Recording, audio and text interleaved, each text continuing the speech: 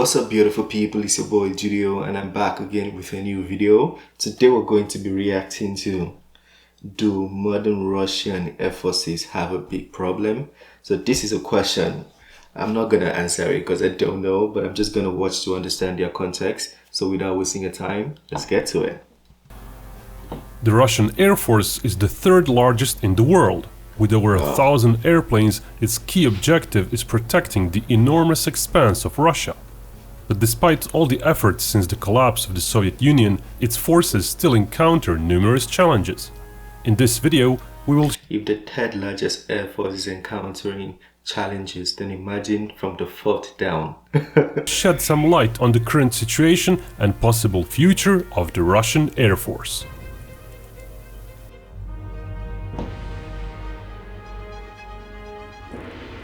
For the details on today's Russian Air Force problems, there's a great book on World War II Soviet pilot experiences I found. In the 1990s and 2000s, the Russian Air Force shrunk dramatically, retiring around 10,000 airplanes.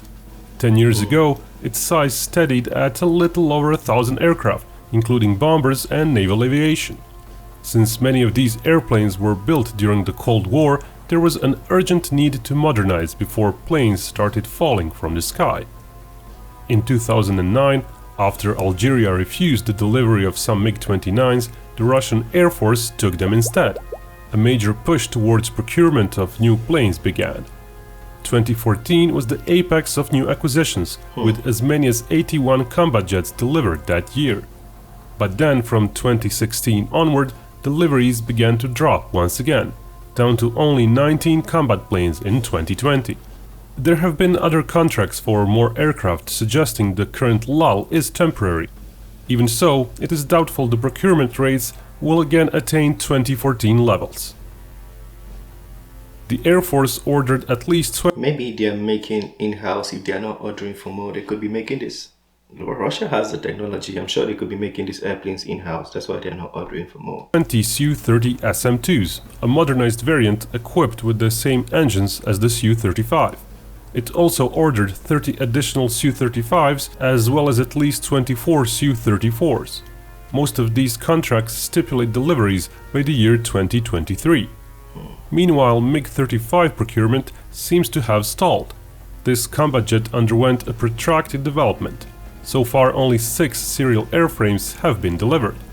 Old MiG-29s are being replaced with bigger Su-30s. The long-awaited Su-57 contract has also been signed. 76 planes have been ordered to be delivered by 2028. The Su-25, the venerable close air support plane, still lacks a clear successor. Despite rumors, the rest of the fleet will likely remain in use over the next 10 years or so. Just like their American counterpart, the A-10, Su-25 airframes have several more decades of life in them due to their sturdiness and mission profile. Likewise, relatively unburdened MiG-31s might have a few more decades in them as well. According to a 2020 statement by the General Director of the MiG Corporation, the eventual MiG-31 replacement will likely be based on its airframe. For the next several years, there should be... Which country makes these airplanes? Like, which country are they ordering these airplanes from? Around 30 combat planes of all types delivered to the Russian Air Force each year. However, with the production of the Su-57 ramping up, deliveries of the Su-35 will likely slow down. More orders of Su-34s also seem likely, but not in numbers eclipsing the remaining Cold War Su-24s. Will Russia alter the size of its Air Force in the next decade or so? That is hard to say. The inventory list shown is reasonably accurate. In this video, we will be focusing mainly on combat airplanes. Naval aviation is shown separately from the Air Force.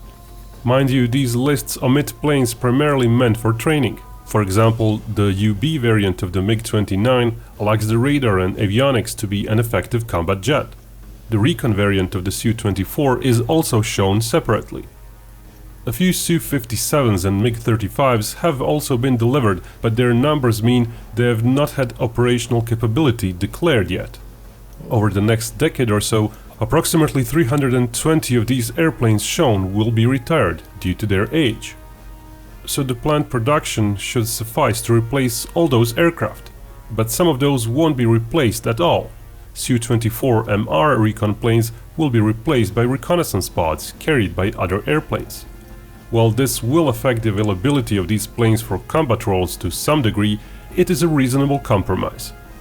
The Su-33s may get replaced by additional MiG-29Ks, but considering the state of Russia's only aircraft carrier, this is hardly a priority. Russian bombers almost rival those of the United States. Considering the downsizing of tactical aviation after the Cold War, this shows just how critical bombers are for Russia. Russia's bombers, ICBM launchers, and nuclear missile launching submarines are part of its nuclear triad of delivery systems. The triad has not been downsized as much, and delivering nukes is the bomber's primary task. Tupolev 22M is an exception there. As a smaller supersonic plane with a more limited range, its chief task is tactical strikes. But before we talk about plane numbers as an issue for the Russian Air Force, let's talk about technology. After all, combat planes can't be a threat without proper subsystems and weapons. But even newly built Russian planes frequently adopt relatively outdated technology. The Su-30SM, which is the mainstay of the that could also be for good, so they can adapt older technology because the pilots are more familiar with using that one. So that could be in advantage too. Or it could be of advantage too for them. Russian modernization effort is a mix of old and somewhat modern tech. Its radar and avionics are roughly 1990s level technology. It's a heavy plane with an airframe construction method stemming from the 1980s. Its engines are not much different from the original flanker engines, though updated for greater reliability. It's only in 2021 that the first examples of a new subvariant have started to appear. The Su-30SM-2 will strive to achieve greater compatibility with the Su-35, using much of its avionics, radar tech, and its more powerful engines. However, bringing up the entire Su-30 fleet to that standard may take at least half a decade or so. Su-35 isn't the cutting edge of technology either. It is a capable airframe due to its inherent maneuverability, size, and extensive range. However, its mostly passive electronically scanned radar is not as versatile as modern radars of similar size. The Su-34 is a plane designed in the Cold War. It too will get improved with more modern avionics. Detecting, tracking, and attacking ground targets remain critical tasks for any modern-day Air Force. Once again, the Russian Air Force seems to be lagging behind 20 years or so. Even new lagging behind 20 years. Don't forget, Russia is number 3. From number 4 down, they're not even in the topic then. Newly built Su-34s still rely on an older generation of targeting systems, with a limited range and a narrow field of vision. Su-30SMs never really carried targeting pods. The Model T-220 may be the first targeting pod designed and built for the Russian Air Force. The only Russian combat jets observed with said pod were some Su-35s. Most key aircraft types seem to lack those. That will have to change over the next 5 years or so. All of that does show that Russia is still clinging to the old Soviet doctrine of ground-based firepower and relegates strike missions as secondary to control of the air. The lack of modern systems extends to weaponry as well. The vast majority of bombs used by Russian combat aircraft remain unguided. Sure, there are sat-nav-aided bomb delivery systems, but those require flying at relatively low altitudes, putting airplanes at risk. While standoff weapons are becoming a norm elsewhere, their numbers in the Russian Air Force remain limited. Russians have utilized satellite-guided bombs in Syria, but bomb numbers seem to be small. But there have been more advanced models since, meaning it is presumably only a matter of time before those enter service. The lack of modern weapons extends to air-to-air missiles as well. The majority of Russian planes seem to be armed with R-27 and R-73 variants, yet more designs stemming from the Cold War. Currently, the most advanced short-range missile in Russian use is the R-74M. While improving upon the original R-73 design, its multicolor seeker is still behind the imaging infrared seekers on other technologically superior missiles. It also seems to lack a data link and inertial navigation system. Those would allow it better target discrimination, more The extensive person who made this video is very knowledgeable. Very, very knowledgeable. I like how he's coding was the terminology and everything. It's very educative. reach and wider off-board shots. The next version of the missile should include all these and hopefully enter service alongside the Su-57. Russia never bought the original R-77 missile for active use, even though the manufacturer sold countless such missiles abroad. But they did buy its modernized variant, the R-77-1. It should be roughly comparable to some of the C-series AMRAAMs. Contract values equal roughly $1 billion, which with lower procurement costs in Russia might lead to 2,000 or 3,000 missiles ordered. Such numbers would still not fully match US stocks per available plane once they're all delivered. Russian tactical aviation might then have some 2.5 R-77s per plane, while the US Air Force has a little over 5 AMRAAMs per tactical plane. The US Navy and Air Force have, for example, received some 13,300 AMRAAMs so far since 1989, some of which have been used up. Russia is developing an even newer variant seen tested with the Su-57. Among other things, it will use conventional fins and allegedly an AESA radar seeker. When might those missiles proliferate in great numbers is anyone's guess though. It could be 2030 by the time they become the norm. The R-37M is a very long-reach missile. While initially carried by the modernized MiG-31s, it has recently been observed on Su-35s as well. Unlike the original variant stemming from the Cold War, the M version allegedly has decent capabilities against small and maneuverable targets. But the Russian Air Force is still behind when it comes to the application of new technology on a mass scale. For example, Russia has a single stealth plane in its fleet. To compare, 2% of the Chinese fleet are stealth planes, and almost 17% of the US fleet are stealth planes. When it comes to the active electronically scanned radars, the situation isn't any better.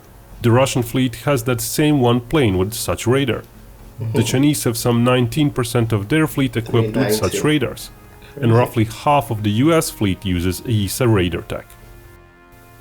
As if all those problems weren't enough, there's the crucial issue of pilots and training. After all, what use is the best plane in the world without a well-trained pilot? Many air forces, including the US one, are experiencing pilot shortages. Pilots can get better pay in the commercial sector. In 2020, the US Air Force was some 2,100 pilots short. Looking at their active duty force, they were probably around 850 pilots short.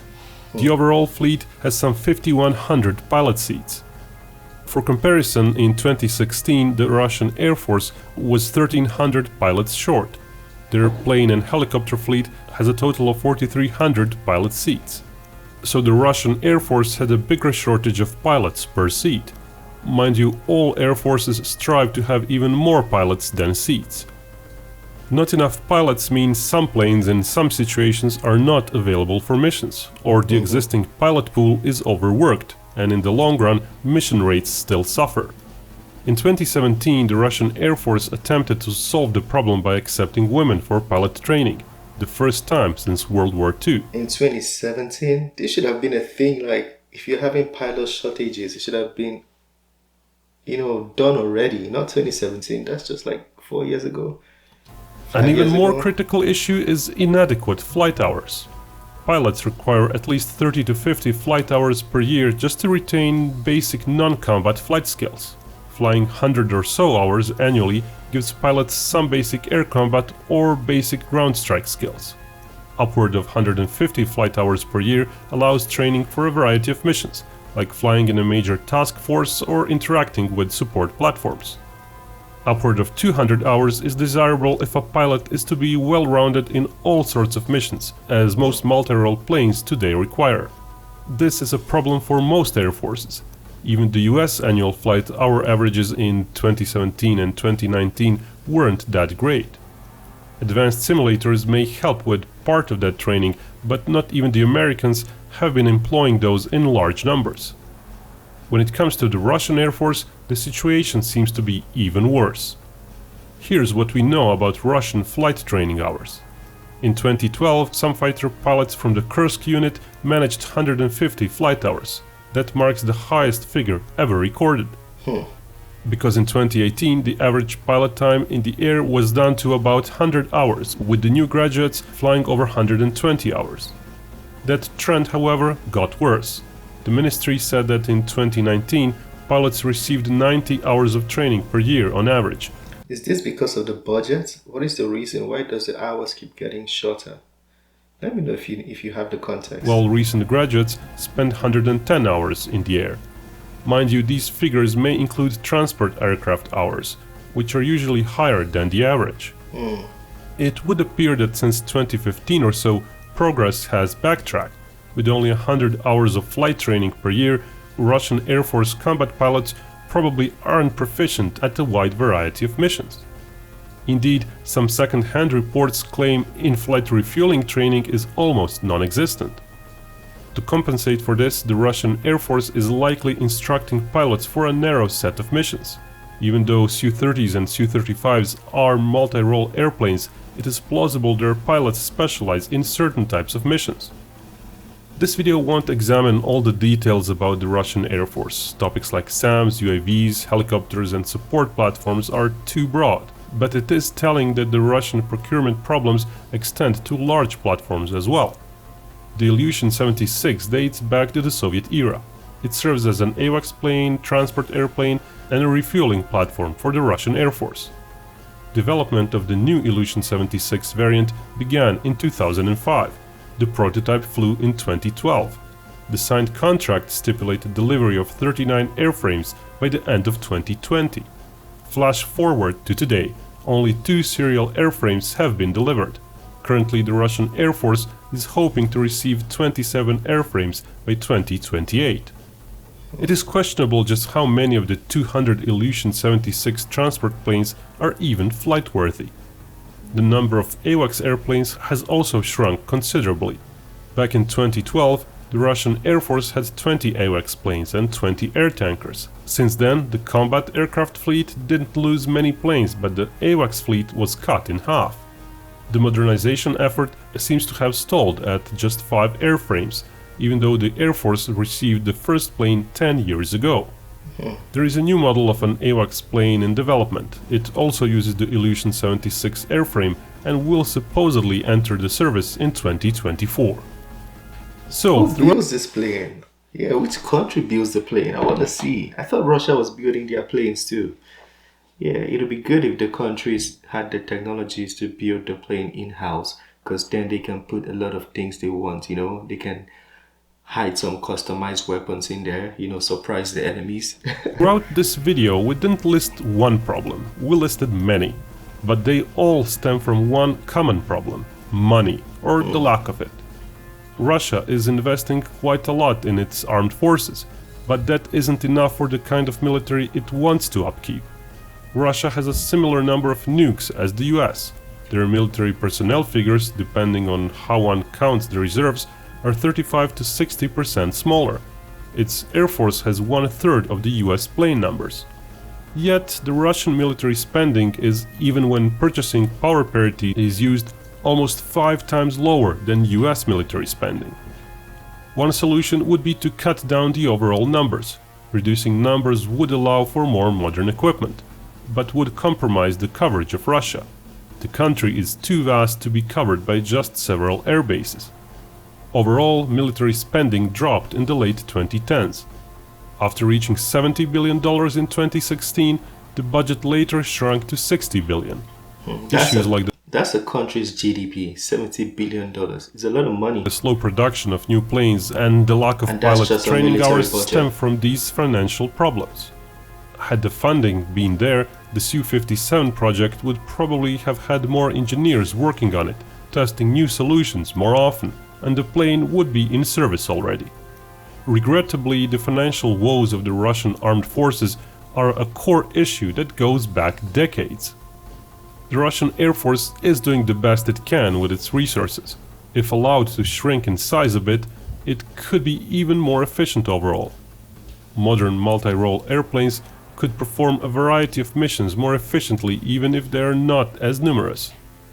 the Russian Air Force is aware of its problems and needs. The Su-57 design, preference of big planes over MiG-35s, lack of AWACS and tankers, possible flight training specialization, those are all structured to suit a defensive role.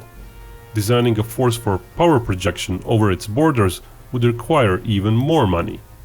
Still, the future of the Russian Air Force isn't looking very bright. Their needs seem to overreach their budget. The incremental improvement of the force will continue in the coming decade. Whether that will be enough to shrink the capability gap with possible opponents in the coming decade is another matter. Possible opponents. Hopefully no opponents. And remember, Binkov may talk about hypothetical wars, but only real peace can bring us all together. Right. So that was a very educative video. It was a very long one, but I liked every bit of it. Yeah, it was very, very good, very well detailed. And I like how the author here he explained the problem and then ended with, giving out recommendations for the solution. And he also stated that the Russian Air Force is familiar with these loopholes and challenges. Hopefully they're going to fix it, but the best thing is, why should there be a war? There shouldn't be any war. Let's just not have to spend all this money on military things. Let's just live in peace, period. That's just the best solution for all of this. Let me know what you think of that video. If you want us to bring more, feel free to let me know in the comment section. This is the end of this one. Don't forget to smash the like button, subscribe if you're new to the channel, and I'll see you on the next one. Have a very wonderful day. Peace.